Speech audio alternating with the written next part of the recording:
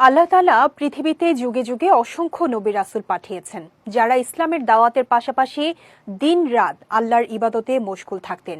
Saudi আরবের মিনায় আল দিবা পর্বতের পাদদেশে এমন একটি মসজিদ রয়েছে, যেখানে রাসূল সাল্লাল্লাহু আলাইহি ওয়াসাল্লাম, মুসা আলাইহি ওয়াসাল্লাম সহ ৭০ জন নবী নামাজ আদায় করেছেন। এজন্য মসজিদটিকে বলা হয় নবীদের মসজিদ। বিস্তারিত ডেস্ক রিপোর্টে।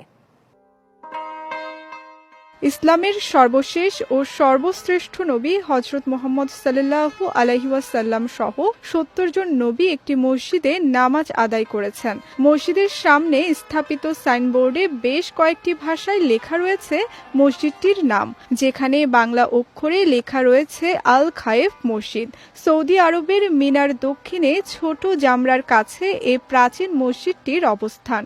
রাসূল সাল্লাল্লাহু আলাইহি ওয়াসাল্লাম মিনায় অবস্থানকালে এ মসজিদে নামাজ আদায় করতেন।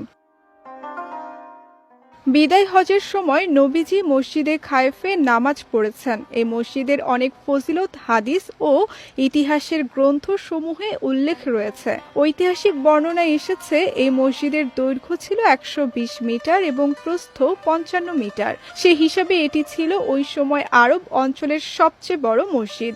এমনকি তখন মসজিদে হারামের চেয়েও বড় ছিল এই মসজিদের আয়তন।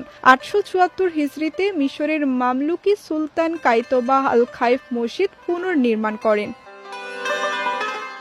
১৪০৭ হিজরিতে এই মসজিদ পরিবর্ধন ও পুনর্নির্মাণের এক বিশাল পরিকল্পনা হাতে নেয় সৌদি সরকার। পরিকল্পনার অংশ হিসেবে মসজিদের আয়তন আগের চেয়ে ৪ গুণ বাড়িয়ে প্রায় ২৫,০০০ বর্গমিটার করা হয়। ফলে বর্তমানে খায়েফ মসজিদে ৩০,০০০ মুসল্লি একত্রে নামাজ আদায় করতে পারেন।